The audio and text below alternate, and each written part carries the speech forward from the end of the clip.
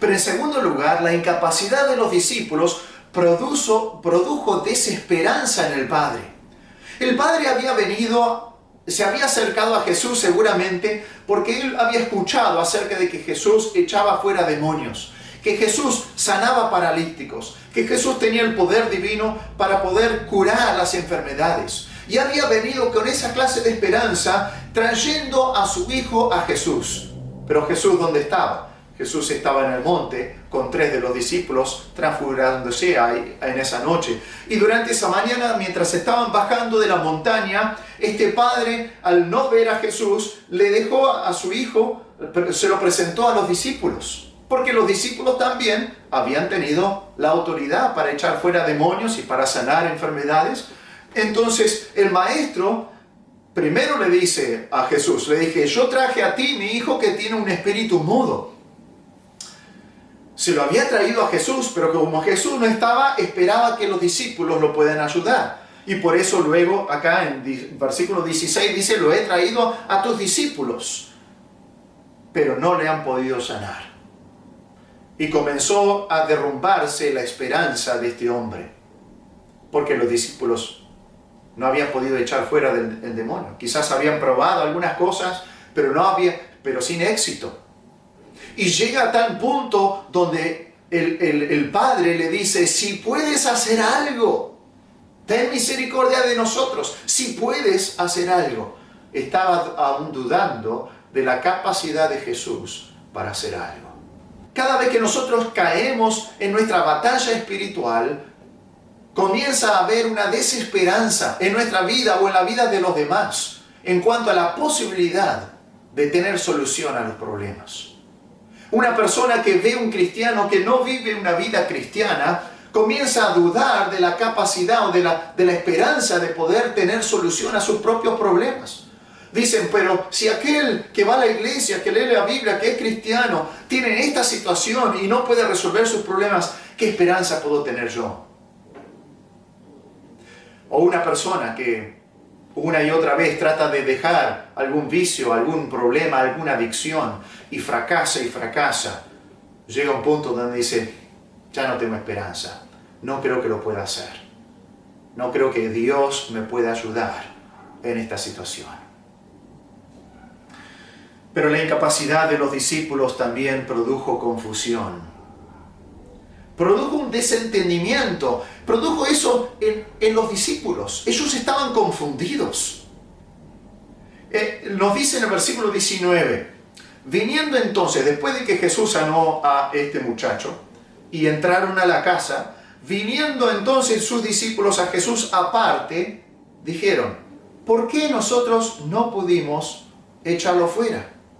Ellos tenían una inquietud, tenían una incógnita, tenían una pregunta. Ellos le dijeron, ¿por qué nosotros no pudimos echarle fuera? Ellos estaban seguramente estaban avergonzados, porque lo tomaron aparte, pero también estaban confundidos, porque dice, ¿por qué no pudimos? ¿Por qué no pudimos echarle fuera?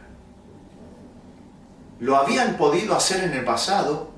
En tantas otras instancias habían podido echar fuera demonios y en esta oportunidad no lo habían podido hacer. ¿Por qué? Pero también la incapacidad de los discípulos produjo dolor en el corazón del Señor. Cuando el padre del hijo, el padre de este muchacho, le dice, lo he traído a tus discípulos, pero no le han podido sanar. En el versículo 17 Jesús responde de una manera dolorosa. Dice, respondiendo Jesús dijo, oh generación incrédula y perversa, ¿hasta cuándo he de estar con vosotros? ¿Hasta cuándo os he de soportar? Cristo mostró el dolor en su propio corazón por la generación incrédula y perversa. Hoy estas palabras no están describiendo solamente a los discípulos son parte de esa generación. Pero el Señor Jesucristo siente ese dolor por la incapacidad de sus discípulos de hacer aquello con la cual Él le había instruido y le había dado poder para hacer. Pero veamos también las razones por la impotencia o la incapacidad de los discípulos. En capítulo 10 de Mateo ya habíamos visto que Dios le había dado autoridad a los apóstoles, a los 12 apóstoles, sobre los espíritus inmundos. Ahora esta autoridad no se lo dio a todos los creyentes, no se lo dio a todos los discípulos, pero sí a los apóstoles les había encomendado, los había mandado y les había dado autoridad o poder sobre los espíritus inmundos. Y Jesús le había dado una orden ahí en ese capítulo para echar fuera demonios. No solamente les había dado autoridad y también una orden para hacerlo, pero Jesús ya les había dado oportunidad de echar fuera demonios en seguramente numerosas circunstancias.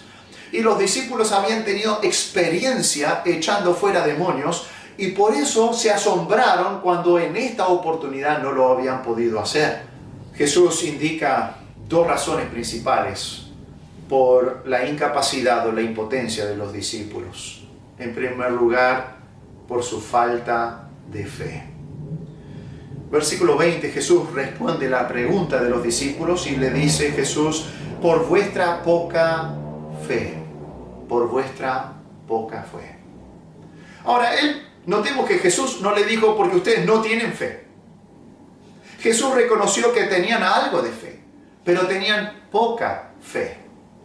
Jesús no estaba diciendo que eran incrédulos completamente, ellos habían creído en Cristo, ellos creían en Jesús, pero no confiaban completamente en su palabra, tenían poca fe, tenían falta de fe. Y la fe es absolutamente necesaria en nuestra lucha espiritual. No podemos luchar en nuestra vida cristiana, luchar contra el enemigo sin fe. No podemos tener victoria sobre el pecado y sobre el diablo si no tenemos fe. El apóstol Pablo dice, y sobre todo, tomad el escudo de la fe con que podáis apagar todos los dardos de fuego del maligno. O sea que la fe es necesaria para apagar esos dardos de fuego, de duda, de desconfianza, de desaliento que el enemigo trata de arrojarnos. Esas acechanzas del diablo las resistimos con el escudo de la fe, o sea, con la fe en el Señor Jesús, con la fe en su palabra. Y eso es lo que es la fe. La fe es la confianza en la palabra revelada de Dios. Recordemos lo que nos dice Hebreos 11.1. Hebreos 11.1 tiene una definición de la palabra fe. La certeza de lo que se espera y la convicción de lo que no se ve. Entonces, en primer lugar, la fe es la confianza segura de las promesas de Dios en su palabra. Cuando una persona tiene fe, está confiando con una seguridad tremenda, con una seguridad absoluta de que lo que Dios ha prometido en su palabra lo va a cumplir. Que Dios dice y cumple, que Dios cumple lo que dice, cumple lo que promete. Cuando yo muestro preocupación o ansiedad, no estoy mostrando fe o confianza porque no estoy confiando en sus promesas de proveer por mí o protegerme. Y entonces mi ansiedad, mi preocupación muestra que tengo falta de fe. Fe también es la convicción segura de las verdades de Dios en su palabra. No solamente confiar en sus promesas, sino también la convicción segura de las verdades de Dios en su palabra. Porque no todo lo que está en la Biblia son promesas de Dios. Hay muchas promesas ahí, pero hay verdades que se exponen ahí.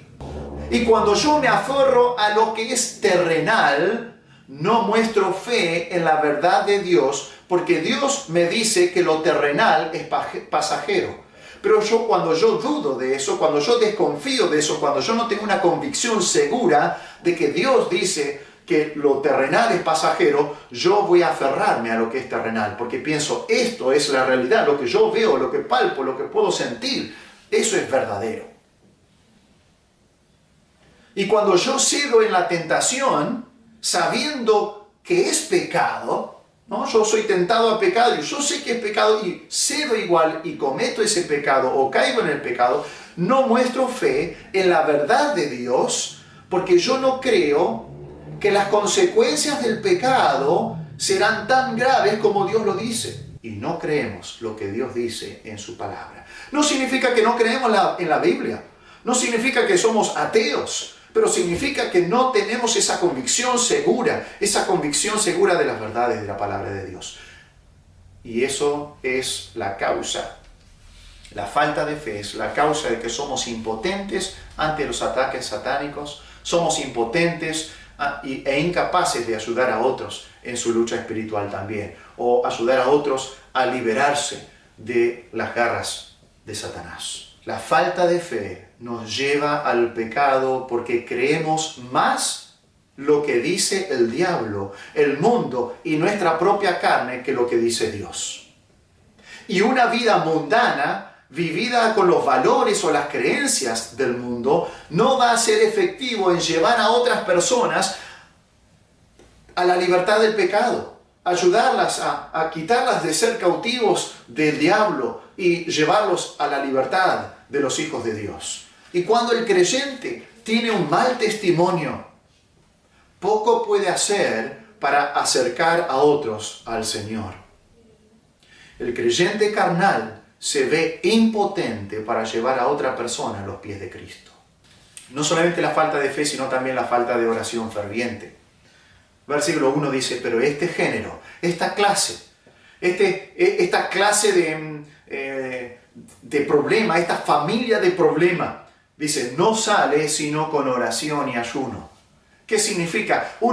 Ellos no podían echar fuera demonios de una persona solamente porque tenían la autoridad, sino que ellos necesitaban oración y ayuno para poder hacerlo. Necesitaban mantener una comunión firme y constante con el Señor. Así que la falta de oración ferviente también es la segunda causa aquí, porque no sale sino con oración y ayuno. Y esto nos habla de una comunión íntima con Dios. La oración es hablar con Dios, pasar tiempo en oración y en comunión con el Señor. Y Jesús dijo que separados de mí, nada podéis hacer. O sea que cuando estamos fuera de la comunión con Dios, cuando no estamos en oración, Pablo dijo, orad sin cesar, o sea, manténganse constantemente en comunión con el Señor y comunicación con Él. Cuando no estamos en oración constante y ferviente, entonces no podemos hacer nada. Ni la vida cristiana podemos vivir sin Cristo. Porque eso es lo que significa la vida cristiana. La vida de Cristo en el creyente. Entonces, cuando no estoy en oración, cuando no estoy en comunión con Dios, soy impotente para ayudar a otros en sus problemas. Cuando no estoy en comunión con Dios, obviamente no voy a poder tener victoria contra las acechanzas del diablo y también contra las tentaciones y contra las adicciones que yo estoy batallando. Si yo quiero tener victoria en esas cosas, necesito comunión con Dios. Por eso Pablo dice, fortaleceos en el Señor y en el poder de su fuerza. Vestidos de toda la armadura de Dios, no de nuestras propias armas. Dependemos de Dios constantemente para poder tener victoria en nuestra vida espiritual. Y por eso también Pablo, en ese pasaje de Efesios, cuando habla acerca de la lucha cristiana, dice, orando en todo tiempo, con toda oración y súplica en el Espíritu, y velando en ello con toda perseverancia y súplica por todos los santos. O sea, aparte de ponerme la armadura del cristiano para poder resistir en el día malo, tengo que estar orando en todo tiempo, teniendo comunión con el Señor. Pero también esto habla no solamente de una comunión íntima con Dios, sino también con una comunión intensa con Dios. Porque dice oración y ayuno. El ayuno es el hecho de dejar de comer por un periodo de tiempo determinado, y en este caso un ayuno espiritual por motivos espirituales, para poder pasar tiempo en oración, para poder lograr cosas en la vida espiritual. Y abstenerse entonces de ciertos alimentos o del alimento común que uno tiene por algún periodo de tiempo. Y esto habla de una comunión intensa con Dios. Porque el ayuno le pone intensidad a la oración. Esto es un problema tan grave que yo estoy dispuesto a dejar de lado una necesidad cotidiana, normal, común y buena como es el comer, para poder tener la solución del problema, para poder buscar la ayuda de Dios en oración. Estamos hablando de una comunión intensa. Esto no es un cristianismo light. Esto no es, bueno, voy a leer los capítulos que tengo para leer por hoy para cumplir el plan que tengo de lectura bíblica y sigo adelante con mi vida y enfrento las necesidades que tengo o las dificultades y las luchas.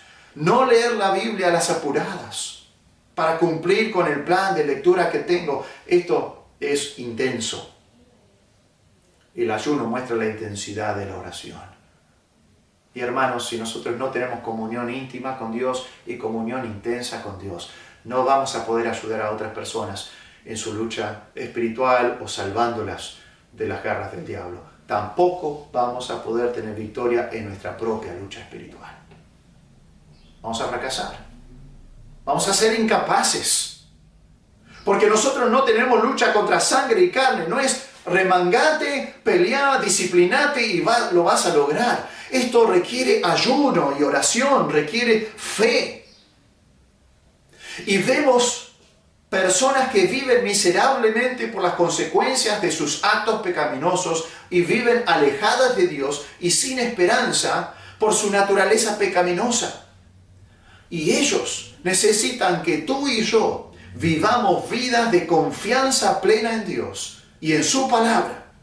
Y vidas de comunión íntima con Dios para que nuestro mensaje, tanto hablado como vivido, sea usado por Dios para librarlos de la potestad de las tinieblas y trasladarlos al reino de su amado Hijo. Si no tenemos esa clase de vidas, vamos a ser como los discípulos en ese momento, impotentes para ayudar a aquellos que estaban en más necesidad. Que el Señor obre en nuestro corazón para que podamos tener fe, para que podamos tener comunión con Dios, para tener victoria en nuestra propia vida espiritual, en nuestra lucha contra el diablo, pero también ser efectivos, para que instrumentos efectivos y útiles en las manos de Dios para ayudar a que otros sean salvos de las garras del diablo. Que el Señor los bendiga.